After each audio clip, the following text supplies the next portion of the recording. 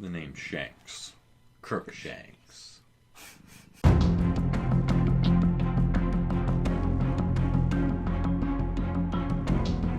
Chapter 15. The Quidditch Final. He sent me this, Hermione said, holding out the letter. Harry took it. The parchment was damp, and enormous teardrops smudged the ink so badly in places that was very difficult to read. Dear Hermione, we lost. I'm allowed to bring him back to Hogwarts. Execution date to be fixed. Beaky has enjoyed London. I won't forget all the help you gave us. Hagrid. They can't do this, said Harry. They can't. Buckbeak isn't dangerous. Malfoy's dad frightened the committee into it, said Hermione, wiping her eyes. You know what he's like. They're a bunch of doddery old fools, and they were scared. There'll be an appeal, though, there always is, only I can't see any hope. Nothing will have changed. Yeah, it will, said Ron fiercely. You won't have to do all the work alone, Hermione. I'll help. Oh, Ron! Hermione flung her arms around Ron's neck and broke down completely. Ron looked quite terrified, but he patted her awkwardly on the top of the head. Finally, Hermione drew away. Ron, I'm really, really sorry about Scabbers, she sobbed. Oh, well, he was old, said Ron, looking thoroughly relieved that she had let go of him. And he was a bit useless. You never know, Mum and Dad might get me an owl now. The safety measures imposed on the students since Black's second break-in made it impossible for Harry, Ron and Hermione to go and visit Hagrid in the evenings. Their only chance of talking to him were doing Care of Magical Creatures lessons. He seemed numb with shock at the verdict. It's all my fault. Got all tongue-tied. They were all sitting there in black robes, and I kept dropping me notes and forgetting all them dates, and you looked up for me, Hermione. And then Lucius Malfoy stood up and said his bit, and the committee did exactly what he told them. There's still the appeal, said Ron fiercely. Don't give up yet, we're working on it. They were walking back up to the castle with the rest of the class, and they could see Malfoy, who was walking with Crabbe and Goyle, and kept looking back, laughing derisively. It's no good, Ron, said Hagrid sadly as they reached the castle steps. The committee's in Lucius Malfoy's pocket. I'm just going to make sure the rest of Beaky's time is the happiest he's ever had. I owe him that. Hagrid turned around and hurried back toward his cabin, his face buried in his handkerchief. Look at him blubber. Malfoy, Crabbe and Goyle had been standing just inside the castle doors listening. Have you ever seen anything quite as pathetic? Said Malfoy. And he's supposed to be our teacher. Harry and Ron made furious moves towards Malfoy, but Hermione got there first. Smack! She'd slapped Malfoy round the face with all the strength she could muster. Malfoy staggered. Harry, Ron, Crabbe and Goyle stood flabbergasted as Hermione raised her hand again. Don't you dare call Hagrid pathetic, you foul, you evil... Hermione, Ron said weakly, and he tried to grab her hand and she swung it back. Get off, Ron! Hermione pulled out her wand. Malfoy stepped backward. Crabbe and Goyle looked at him for instructions, thoroughly bewildered. Come on, Malfoy muttered, and next moment all three of them had disappeared into the passageway to the dungeons. Hermione, Ron said again, sounding both stunned and impressed. Harry, you better beat him in the Quidditch final, said Hermione shrilly. You just better had, 'cause I can't stand it if Slytherin wins. We're doing charms, said Ron, still goggling at Hermione. We better go. They hurried up the marble staircase toward Professor Flitwick's classroom. You're late, boys, said Professor Flitwick reprovingly as Harry closed the classroom door. Come along, quickly. Wands out. We're experimenting with cheering charms today. We've already divided into pairs. Harry and Ron hurried to a desk at the back and opened their bags. Ron looked behind him. Where's Hermione gone? Harry looked around too. Hermione hadn't entered the classroom yet. Harry knew she'd been right next to him when he'd opened the door. That's weird, said Harry, staring at Ron. Maybe she went to the bathroom or something? But Hermione didn't turn up all lesson. She could have done with a cheering charm on her, too, said Ron, as the class left for lunch, all grinning broadly. The cheering charms had left them with a feeling of great contentment. Hermione wasn't at lunch either. By the time they'd finished their apple pie, the after-effects of the cheering charms were wearing off, and Harry and Ron had started to get slightly worried. You don't think Malfoy did something to her? Ron said anxiously, as they hurried up the stairs toward Gryffindor Tower. They passed the security trolls, gave the fat lady the password, Flibberty-Gibbet, and scrambled through the portrait hall into the common room. Hermione was sitting at a table, fast asleep, her head resting on an open arithmancy book. They went to sit down on either side of her. Harry prodded her awake. What? Said Hermione, waking with a start and looking wildly around. Is it time to go? Which lesson have we got now? Divination, but it's not for another 20 minutes, said Harry. Hermione, why didn't you come to Charms? What? Oh, no, Hermione squeaked. I forgot to go to Charms. But how could you forget, said Harry. You were with us when we were right outside the classroom. I don't believe it, Hermione wailed. Was Professor Flitwick angry? Oh, it was Malfoy. I was thinking about him and I lost track of things. You know what, Hermione, said Ron, looking down at the enormous arithmancy book Hermione had been using as a pillow. I reckon you're cracking up. You're trying to do too much. No, I'm not, said Hermione, brushing her hair out of her eyes and staring hopelessly around for her bag. I just made a mistake, that's all. I'll go see Professor Flitwick and say sorry. I'll see you in divination. Hermione joined them at the foot of the ladder to Professor Trelawney's classroom 20 minutes later, looking extremely harassed. I can't believe I missed cheering charms, and I bet they come up in exams. Professor Flitwick hinted that they might. Together they climbed the ladder into the dim, stifling tower room. Glowing on every table was a crystal ball of pearly white mist. Harry, Ron and Hermione sat down together at the same rickety table. I thought we weren't doing crystal balls until next term, Ron muttered, casting a wary eye around for Professor Trelawney, in case she was lurking nearby. Don't complain, it means we've finished palmistry, Harry muttered back. I was getting sick of her flinching every time she looked at my hands. Good day to you, said the familiar misty voice, and Professor Trelawney made her usual dramatic entrance out of the shadows. Parvati and Lavender quivered with excitement, their faces lit by the milky glow of their crystal ball. I had decided to introduce the crystal ball a little earlier than I planned, said Professor Trelawney, seating herself with her back to the fire and gazing around. The fates have informed me that your examination in June will concern the orb, and I'm anxious to give you sufficient practice. Hermione snorted. Well, honestly, the fates have informed her. Who sets the exam? She does. What an amazing prediction, she said, not troubling to keep her voice low. It was hard to tell whether Professor Trelawney had heard them, as her face was hidden in shadow. She continued, however, as though she had not. Crystal gazing is a particularly refined art, she said dreamily. I do not expect any of you to see when you first peer into the orb's infinite depths. We shall start by practicing relaxing the conscious mind and external eyes. Ron began to snigger uncontrollably and had to stuff his fist in his mouth to stifle the noise. So as to clear the inner eye and superconscious. Perhaps, if you are lucky, some of you will see before the end of the class. And so they began. Harry at least felt extremely foolish, staring blankly at the crystal ball, trying to keep his mind empty when thoughts such as, "This is stupid," kept drifting across it. It didn't help that Ron kept breaking into silent giggles and Hermione kept tutting. "Seen anything yet?" Harry asked them after a quarter of an hour's quiet crystal gazing. "Yeah, there's a burn on this table," said Ron, pointing. "Someone spilled their candle." "This is such a waste of time," Hermione hissed. "I could be practicing something useful. I could be catching up on cheering charms." Professor Trelawney rustled past. "Would anyone like me to help them interpret the shadowy potence within the orb?" she muttered over the clinking of her bangles. "I don't need help," Ron whispered. "It's obvious what this means. There's going to be loads of fog tonight." Both Hermione and Harry burst out into laughing. "Now really," said Professor Trelawney as everyone's eyes turned in their direction. Parvati and Lavender were looking scandalized. "You are disturbing the clairvoyant vibrations." She approached the table and peered into the crystal ball. Harry felt his heart sinking. He was sure he knew what was coming. "There is something here," Professor Trelawney whispered, lowering her voice to the ball so that it was reflected twice in her huge glasses. "Something moving. But what is it?" Harry was prepared to bet everything he owned, including his firebolt, that it wasn't good news, whatever it was. And sure enough, "My dear," Professor Trelawney breathed, gazing up at Harry. "Here it is, plainer than ever before. My dear, stalking towards you, growing ever closer.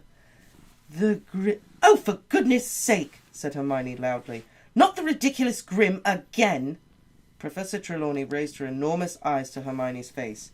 Parvati whispered something to Lavender, and they both glared at Hermione too. Professor Trelawney stood up, surveying Hermione with unmistakable anger. "I am sorry to say, from the moment you arrived in this class, my dear, it has been apparent that you do not have what the noble art of divination requires. Indeed, I don't ever remember meeting a student whose mind was so hopelessly mundane." There was a moment's silence, then, "Fine!" said Hermione suddenly, getting up and cramming Unfogging the Future back into her bag. "Fine!" she repeated, swinging the bag over her shoulder and almost knocking Ron off his chair. "I give up! I'm leaving!" And to the whole class's amazement, Hermione strode over to the trapdoor, kicked it open, and climbed down the ladder out of sight. It took a few minutes for the class to settle down again. Professor Trelawney seemed to have forgotten all about the Grim. She turned abruptly from Harry and Ron's table, breathing rather heavily as she tugged her gauzy shawl more closely to her. "Ooh!" said Lavender suddenly, making everyone start. "Ooh! Professor Trelawney! I just remembered. You saw her leaving, didn't you? Didn't you, Professor? Around Easter, one of our number will leave us forever. You said it ages ago, Professor." Professor Trelawney gave her a dewy smile. "Yes, my dear, I did indeed know that Miss Granger would be leaving us. One hopes, however, that one might have mistaken the signs.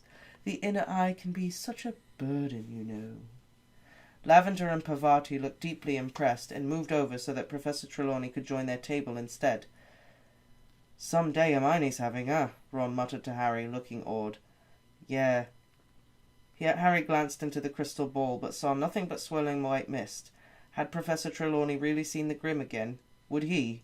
The last thing he needed was another near-fatal accident with the Quidditch final drawing so near. The Easter holidays were not exactly relaxing. The third years had never had so much homework. Neville Longbottom seemed close to a nervous collapse, and he wasn't the only one. "Call this a holiday!" Seamus Finnegan roared at the common room one afternoon. "The exams are ages away. What are they playing at?" But nobody had as much to do as Hermione. Even without divination, she was taking more subjects than everyone else. She was usually the last to leave the common room at night, first to arrive in the library the next morning. She had shadows like lupins under her eyes, and seemed constantly close to tears. Ron had taken over responsibility for Buckbeak's appeal. When he wasn't doing his work, he was poring over the enormously thick volumes with names like The Handbook of Hippogriff Psychology and Fish or Fowl, A Study of Hippogriff Brutality. He was so absorbed he even got to be horrible to Crookshanks. Harry, meanwhile, had to fit in his homework around Quidditch practice every day, not to mention endless discussions of tactics with Wood. The Gryffindor-Slytherin match would take place on the first Saturday after the Easter holidays. Slytherin were leading the tournament by exactly 200 points. This meant, as Wood constantly reminded his team, that they needed to win the match by more than that to win the cup. It also meant that the burden of winning fell largely on Harry because capturing the snitch was worth 150 points. "So you must only catch it if we're more than 50 points up," Wood told Harry constantly. "Only if we're more than 50 points up, Harry, or we win the match but lose the cup. You've got that, haven't you? You must only catch the snitch if we're—" "I know, Oliver," Harry yelled. The whole Gryffindor house was obsessed with the coming match. Gryffindor had won the Quidditch Cup since the legendary Charlie Weasley, Ron's second oldest brother, had been Seeker, but Harry doubted whether any of them, even Wood, wanted to win as much as he did. The enmity between Harry and Malfoy was at its highest point ever. Malfoy was still smarting about the mud-throwing incident in Hogsmeade, and even more furious that Harry had somehow wormed his way out of punishment. Harry hadn't forgotten Malfoy's attempt to sabotage him in the match against Ravenclaw, but it was the matter of Buckbeak that made him most determined to beat Malfoy in front of the entire school. Never in anyone's memory had a match approached in such a highly charged atmosphere. By the time the holidays were over, tension between the two teams in their houses was at a breaking point. A small number of scuffles broke out in the corridors, culminating in a nasty incident in which a Gryffindor 4th year and a Slytherin 6th year ended up in the hospital wing with leaks sprouting out of their ears. Harry was having a particularly bad time of it. He couldn't walk to class without Slytherin sticking out their legs and trying to trip them up. Crabbe and Goyle kept popping up wherever he went, and slouching away, looking slightly disappointed when they saw him surrounded by people. Wood had given instructions that Harry should be accompanied everywhere, in case the Slytherins tried to put him out of action. The whole of Gryffindor house took up the challenge enthusiastically, so it was impossible for Harry to get to classes on time because he was surrounded by a vast, chattering crowd. Harry was more concerned for his firebolt's safety than his own.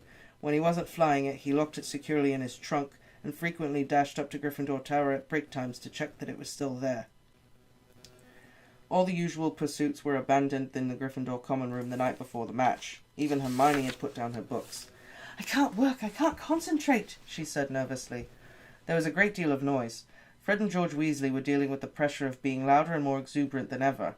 Oliver Wood was crouched over a model of a Quidditch pitch in the corner, prodding little figures across it with his wand and muttering to himself. Angelina, Alicia and Katie were laughing at Fred and George's jokes.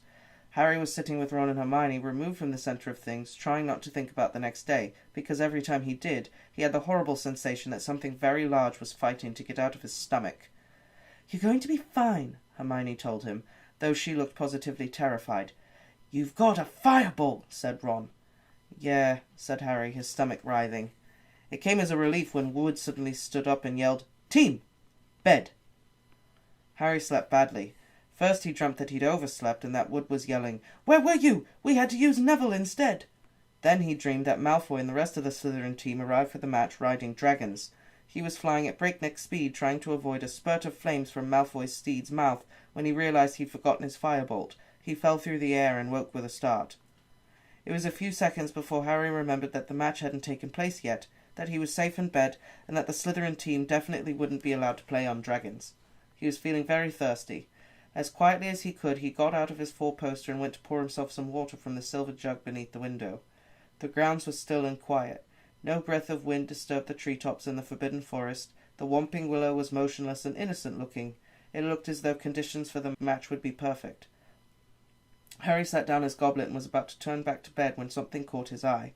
An animal of some sort was prowling across the silvery lawn. Harry dashed to his bedside table, snatched up his glasses and put them on, then hurried back to the window. It couldn't be the Grim. Not now. Not right before the match. He peered out at the grounds again, and after a minute's frantic searching spotted it. It was skirting the edge of the forest now. It wasn't the Grim at all. It was a cat. Harry clutched the window ledge in relief as he recognized the bottle-brush tail. It was only Crookshanks. Or was it only Crookshanks? Harry squinted, pressing his nose flat against the glass. Crookshanks seemed to have come to a halt.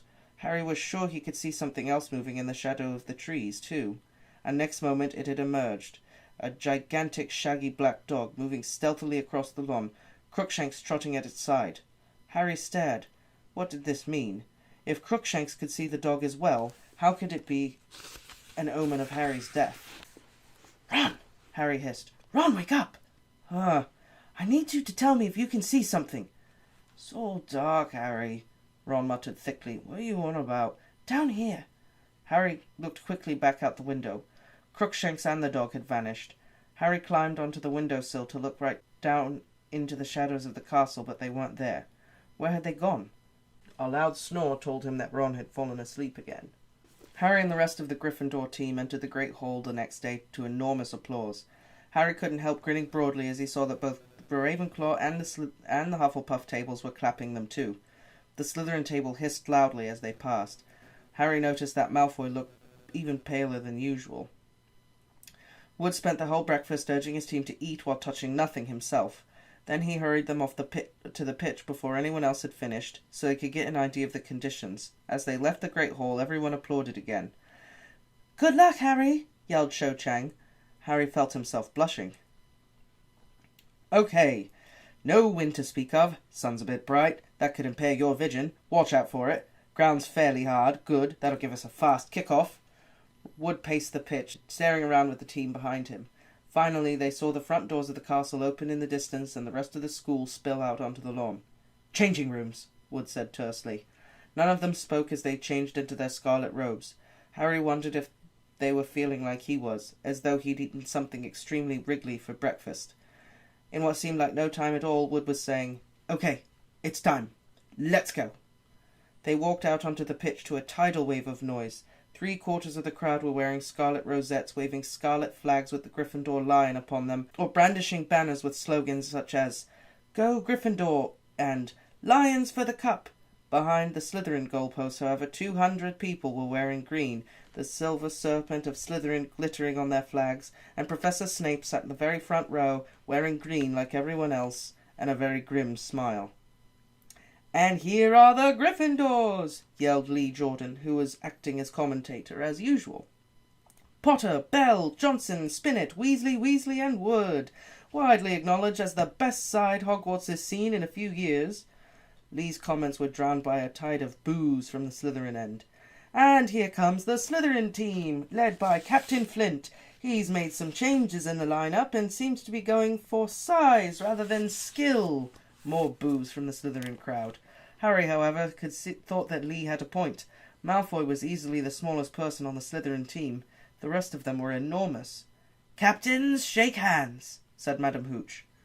Flint and Wood approached each other and grasped each other's hands very tightly. It looked as though each was trying to break the other's fingers. "Mount your brooms," said Madam Hooch. 3, 2, 1. The sound of a whistle was lost in the roar from the crowd as 14 brooms rose into the air. Harry felt his hair fly off his forehead. His nerves left him in the thrill of the flight. He glanced around, saw Malfoy on his tail, and sped off in search of the snitch. "And it's Gryffindor in possession. Alicia Spinnet of Gryffindor with the quaffle, heading straight for the Slytherin goalpost. Looking good, Alicia. Oh, no! Quaffle intercepted by Warrington. Warrington of Slytherin tearing up the pitch. Wham! Nice bludger work there by George Weasley. Warrington drops the quaffle. It's caught by Johnson. Gryffindor back in possession. Come on, Angelina. Nice swerve around Montague. Duck, Angelina, that's a bludger. She scores 10-0 to Gryffindor. Alicia punched the air as she soared around the end of the pitch. The sea of scarlet below was screaming its delight. Ouch! Angelina was nearly thrown off her broom as Marcus Flint went smashing into her. "Sorry," said Flint as the crowd below booed. "Sorry, didn't see ya." Next moment, Fred Weasley had chucked his beater's club at the back of Flint's head. Flint's nose smashed into the handle of his broom and began to bleed. "That will do!" screeched Madam Hooch, zooming between them. "Penalty to Gryffindor for an unprovoked attack on their chaser. Penalty to Slytherin for deliberate damage to their chaser." "Oh, come off it, miss!" howled Fred, but Madam Hooch blew her whistle, and Alicia flew forward to take the penalty. "Come on, Alicia!" yelled Lee into the silence that descended onto the crowd. "Yes, she's beaten the keeper! 20-0 to Gryffindor!" Harry turned the firebolt sharply to watch Flint, still bleeding freely, fly forwards to take the Slytherin's penalty. Wood was hovering in front of the Gryffindor goalposts, his jaws clenched. "Course Wood's a superb keeper," Lee Jordan told the crowd as Flint waited for Madam Hooch's whistle. "Superb! Very difficult to pass. Very difficult indeed. Yes! I don't believe it! He's saved it!" Relieved, Harry zoomed away, gazing around for the snitch, but still making sure he caught every word of Lee's commentary. It was essential that he hold Malfoy off of the snitch until Gryffindor was more than 50 points up. "Gryffindor in possession. No. Slytherin in possession. No. Gryffindor back in possession. And it's Katie Bell. Katie Bell for Gryffindor. With the quaffle. She's streaking up the pitch. That was deliberate!" Montague, a Slytherin chaser, had swerved in front of Katie, and instead of seizing the quaffle, had grabbed her head.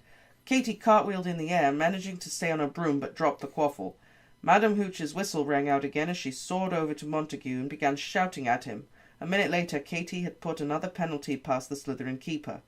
30-0! Take that, you dirty cheating... Jordan, if you can't commentate in an unbiased way, I'm telling it like it is, Professor. Harry felt a huge jolt of excitement. He'd seen the snitch. It was shimmering at the foot of one of the Gryffindor goalposts, but he mustn't catch it yet. And if Malfoy saw it... Faking a look of sudden concentration, Harry pulled his firebolt around and sped off toward the Slytherin end. It worked. Malfoy went herring after him, clearly thinking he'd seen the snitch there. Whoosh! One of the bludgers came streaking past Harry's right ear, hit by the gigantic Slytherin beater, Derek. Next moment, whoosh! The second bludger had grazed Harry's elbow. The other beater, Bowl, was closing in. Harry had a fleeting glimpse of Bowl and Derek zooming toward him, clubs raised. He turned the firebolt upward at the last second, and Bowl and Derek collided with a sickening crunch. "Ha-ha!" yelled Lee Jordan as the Slytherin beaters lurched away from each other, clutching their heads. "Too bad, boys. You'll need to get up earlier than that to beat a firebolt. And it's Gryffindor in possession again as Johnson takes the quaffle. Flint alongside her. Poke him in the eye, Angelina. It was a joke, Professor, it was a joke. Oh no, Flint in possession. Flint flying toward the Gryffindor goalpost. Come on now. Wood, save. But Flint had scored, and there was an eruption of cheers from the Slytherin end, and Lee swore so badly that Professor McGonagall tried to tug the magical microphone away from him. Sorry, Professor, sorry. Won't happen again. So, Gryffindor in the lead, 30 points to 10, and Gryffindor in possession. It was turning into the dirtiest match Harry had ever played in. Enraged that Gryffindor had taken such an early lead, the Slytherins were rapidly resorting to any means to take the quaffle. Bowl hit Alicia with his club and tried to say he thought she was a bludger. George Weasley elbowed Bowl in the face in retaliation. Madam Hooch awarded both teams penalties, and Wood pulled off another spectacular save, making the score 40-10 Gryffindor. The snitch had disappeared again. Malfoy was still keeping close to Harry as he soared over the match, looking around for it. Once Gryffindor were 50 points ahead, Katie scored. 50-10. Fred and George Weasley were swooping round her, clubs raised, in case any of the Slytherins were thinking of revenge. Bowl and Derek took advantage of Fred and George's absence to aim both bludgers at Wood. They caught him in the stomach, one after the other, and he rolled over in the air, clutching his broom, completely winded. Madam Hooch was beside herself. You do not attack the keeper unless the quaffle is within the scoring area, she shrieked at Bowl and Derek. Gryffindor, penalty! And Angelina scored, 60-10. Moments later, Fred Weasley pelted a bludger at Warrington, knocking the quaffle out of his hands. Alicia seized it and put it through the Slytherin goal, 70-10. The Gryffindor crowd below was screaming themselves hoarse. Gryffindor was 60 points in the lead, and if Harry caught the snitch now, the cup was theirs. Harry could almost feel the hundreds of eyes following him as he soared around the pitch, high above the rest of the game, with Malfoy speeding alongside him. And then he saw it. The snitch was sparkling 20 feet above him. Harry put on a huge burst of speed, the wind roaring in his ears. He stretched out his hand, but suddenly the firebolt was slowing down. Horrified, he looked around. Malfoy had thrown himself forward, grabbed a hold of the firebolt's tail, and was pulling it back. You... Harry was angry enough to hit Malfoy, but he couldn't reach. Malfoy was panting with the effort of holding on to the firebolt, but his eyes were sparkling maliciously. He'd achieved what he wanted. The snitch had disappeared. Penalty! Penalty to Gryffindor! I've never seen such tactics! Madam Hooch screeched, shooting up to where Malfoy was sliding back on his Nimbus 2001. You cheating scum! Lee Jordan was shouting into the microphone, dancing out of Professor McGonagall's reach. You filthy cheating but... Professor McGonagall didn't even bother to tell him off. She was actually shaking her fist in Malfoy's direction. Her hat had fallen off too, and she was shouting fiercely. Alicia took Gryffindor's penalty, but she was so angry she missed by several feet. The Gryffindor team was losing concentration, and the Slytherins, delighted by Malfoy's foul on Harry, were being spurred on to greater heights. Slytherin in possession, Slytherin heading for goal, Montague scores, Lee groaned. 70-20 to Gryffindor. Harry was now marking Malfoy so closely their knees kept hitting each other. Harry wasn't going to let Malfoy anywhere near the snitch. Get out of it, Potter, Malfoy yelled in frustration as he tried to turn and found Harry blocking him. Angelina gets the quaffle for Gryffindor. Come on, Angelina, come on. Harry looked around. Every single Slytherin player apart from Malfoy, even the Slytherin's keeper, was streaking up the pitch toward Angelina. They were all going to block her. Harry wheeled the firebolt out, bent so low he was flying flat along the handle, and kicked it forward. Like a bullet he shot toward the Slytherins. Ah! They scattered as the firebolt zoomed toward them. Angelina's way was clear. She scores! She scores! Gryffindor lead by 80 points to 20. Harry, who'd almost pelted headlong into the stands, skidded to a halt in midair, reversed and zoomed back to the middle of the pitch. And then he saw something to make his heart stand still. Malfoy was diving, a look of triumph on his face. There, a few feet above the ground below, was a tiny golden glimmer. Harry urged the firebolt downwards, but Malfoy was miles ahead.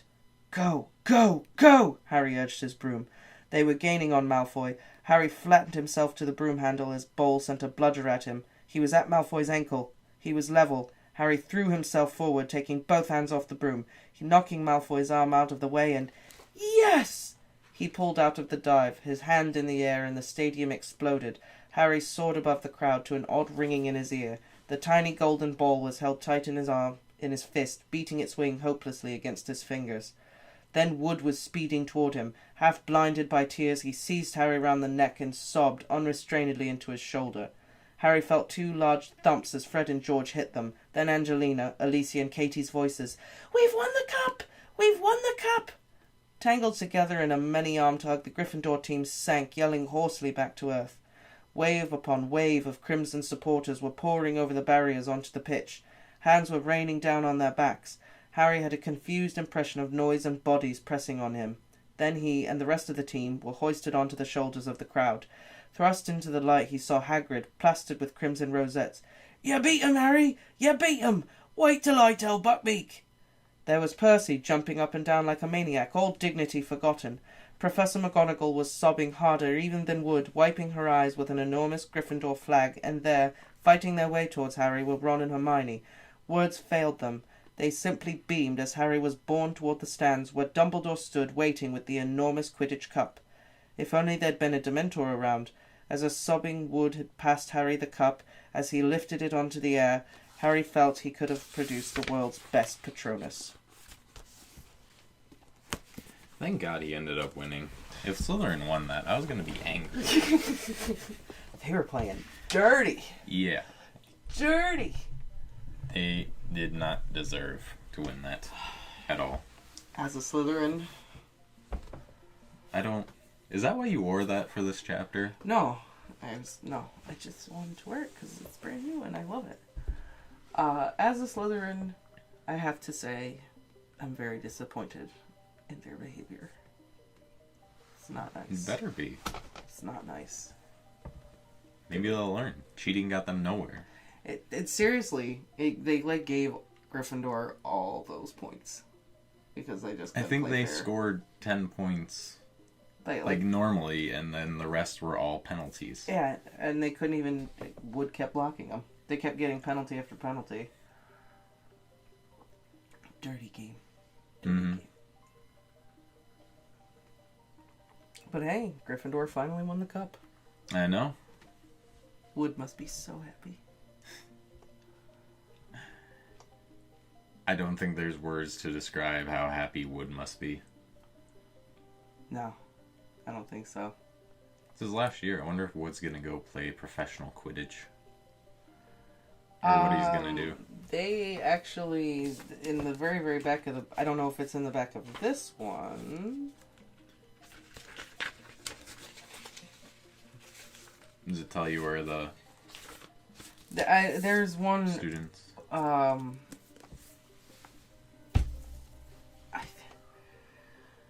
I think Wood ends up playing like semi-pro or something. Oh, nice. I think. I know I don't think he ever goes like full professional, but I think he goes semi-pro. Oh. I was going to say, he seems pretty obsessed with Quidditch. Yeah, that's like his calling. It's his life. Yeah. Yep, it's his life. McGonagall's pretty happy too. I was going to say. Yeah, as professional as she stays, I feel like she's just as intense as, who's the other announcer? Lee Jordan. Yeah. I know. She just stopped after a while. Usually she gets on his case, like, be professional, be professional. After, like, 20 minutes, she's like, don't care. Don't care. We need to win. No, you're kind of right. They're being a-holes. Yeah, they're being rude. I mean, come on, Malfoy, really? I know. Physically grabbing onto Harry's broom? Like, come on, bro. For real. And, for how much the Firebolt is hyped up, they don't really show it outperforming all the other brooms that often. This is the first... Wasn't this the first... No, this was the second game he played. Well, I mean... But in all the other ones, like, even Malfoy was kind of keeping up with him for the most part. He was able to catch him and grab onto his broom. And then in the other game, Cho Chang, for the most part, was staying right next to him. I think Cho Chang... With Cho Chang, I feel like it speaks less to... Oh, the Firebolt isn't all it's cracked up to be, and more to Cho Chang is just a good Quidditch player. She just knows how to fly. Maybe. But I mean, Harry does too. I mean, Harry... Yeah, he is. If you want to argue that, Harry outflew her to get rid of her. Yeah. I mean, you saw it a little bit. He streaked towards all those players before he did catch up to Malfoy. Malfoy was like this close to catching the snitch, and Harry overtook him and got it. Yeah. I guess you just hear about it in the other books with the Nimbus 2000, and he's doing all this. And you're like, what about the Firebolt? Yeah, the way like that pamphlet read the Firebolt, you'd think it'd just kick everything's yeah. butt. I feel like it's just slightly better than every other broom. I don't think this was the type of game where you could get a sense of how good the broom is, because everyone's literally beating the shit out of each other the whole time. Yeah. There was no, like, high-speed chase kind of anything. Well, there was at the end. The very end, but, I mean, you know, was it, like, the focal piece of the chapter? Oh. And then Hermione. Growing some cojones. I know. I'm proud of her. She slapped Malfoy in the face. And then just walked out of divination. Yeah. What is going on with her? Yeah, Hermione is done taking people's crap. Mm-hmm. Good job, Hermione. I'm proud of you. And Ron, just when she slapped Malfoy, Ron just was like, I see her in a whole new light. Oh my god. Oh my god.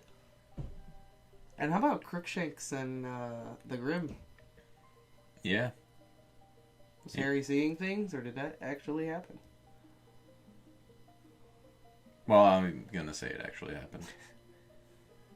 Maybe Crookshanks the Animagi. Maybe I was wrong. Maybe Scabbers isn't.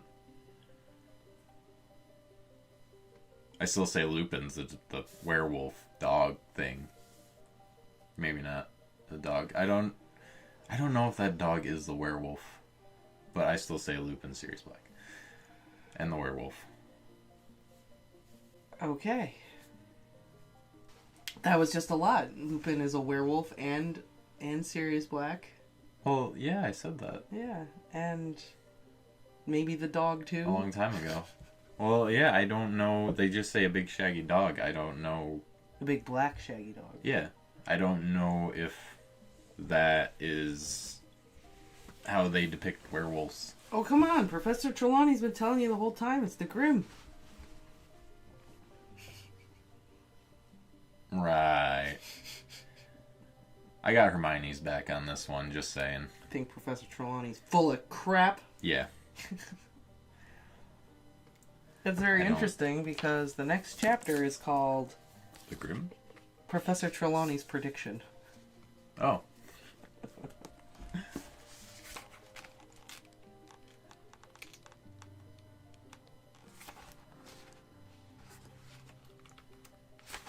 Oh, wow, it's a short one, I think.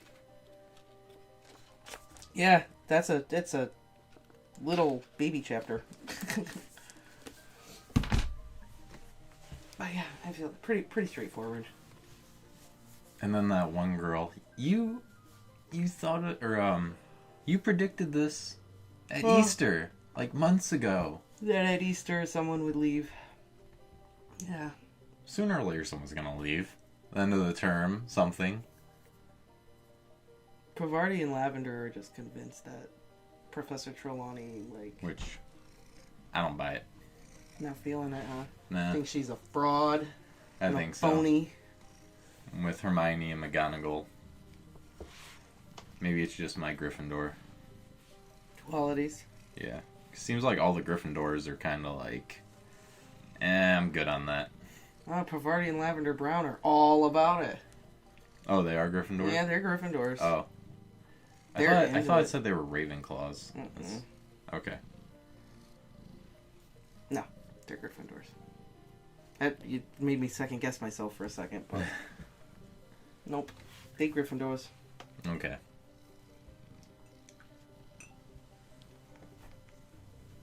Did anything else happen in this chapter?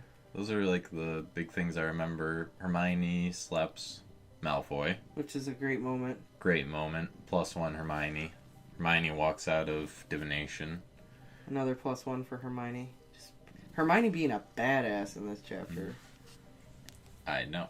Well, I mean, she's also extremely sleep deprived and overworked. Yes. Just totally forgets charms as she's walking there. She was right outside the door, and then all of a sudden she was gone, and then they find her back upstairs in the common room. Mm-hmm. Poor Hermione. There's got to be a reason she's taking so many classes. Is there a reason? I know you can't tell me the reason, but is there a reason? Or is it seriously just she's like, I can handle it, I can do it? The fact that she's taking all of these classes does factor into the climax of the story. That's how I'll answer that question. So that's yes. There's reasons.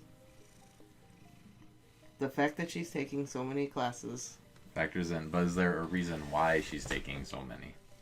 I think because she's... Or is it just because she's taking so many it affects the climax? It's more like that. Okay. I think she's taking them because she wants to take them all and she thinks she can handle it and she can do it. Okay. Still no. And then it ends up factoring into the rest of the story. Oh, alright. Oh. It all comes together.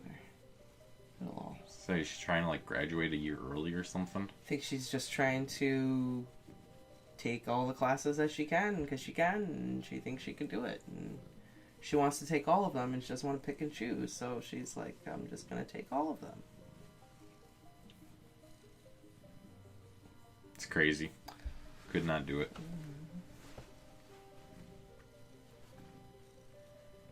I mean, I would kind of want to take a lot of classes, but you know. Well, yeah, I would too, but I don't know if I would go to the extent that Hermione went to, but I would think about it. I would think about it. Yeah, I don't know. Pretty straightforward chapter. Not really a whole lot happened, but everything that did happen was awesome.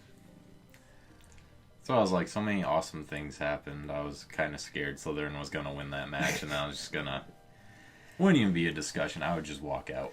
Like, this wasn't like a chapter where it's like, oh, I've got another clue about what this is and what that is. It was more like, everything I've wanted to happen has happened in one chapter. Malfoy got smacked. Slytherin lost the cup. Something's going on with Crookshanks. I don't know. Yeah, Crookshanks found a new friend, apparently.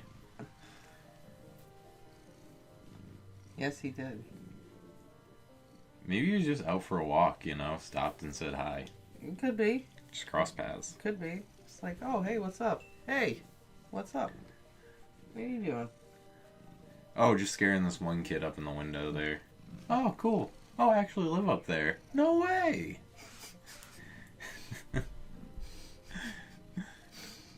Hope that Hagrid wins his appeal. Chapter should have just been called Hermione Puts Her Foot Down. Well, I guess her hand down. Hermione grew a pair. Malfoy's face. Yep. And threatened him with her wand, too. She's gonna hex him, too. She was like... If I was Malfoy, I'd be worried. All the classes she's taking. You don't know what she knows now? Right. I would be way more worried if Hermione whipped out her wand than Harry or Ron. I'd be like, we're on, like, the same level. But if it was Hermione, I'd be like, oh, shit. What are you gonna do to me? Alright, well, I think that does it.